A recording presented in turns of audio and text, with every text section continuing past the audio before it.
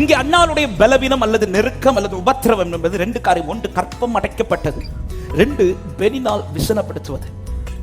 சிலருடைய சரீரத்துல சில பலவீனங்கள் நிமித்தம் சில நெருக்கங்கள் இருக்கும். அதை விட ரொம்ப கஷ்டமானது எது தெரியுமா? அந்த பலவீனத்தை நிந்திச்சு சிலர் பேசுவாங்க தெரியுமா? ஹல்லேலூயா.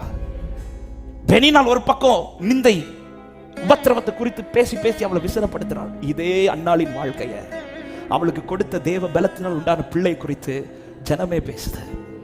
எங்க இருக்கிற ஜனங்கள் பேசுகிறார்கள் என்றால், எங்க இந்த நிந்தையும் இங்கே அந்த அழுகையும் தெரியுமா? 9வது வசனம் சொல்லப்படுது, சீலோவிலே அவர்கள் புசித்து குடித்த பின்பு அன்னாள் எழுந்திருந்தாள். எந்த இடத்துல உபத்திரவ நிமித்தம் அழுதாலோ அதே இடத்துல அவள் பிள்ளை குறித்த சாட்சி பேசப்படுகிறது. எத்தனை பேருக்கு நான் சொல்ற வார்த்தை புரியுது?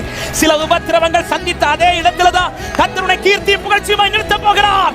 சீயோன் குமாரத்தியை கம்பீரித்து ஆர்ப்பரி, நீ வெட்கப்பட்ட சகல தேசத்திலும்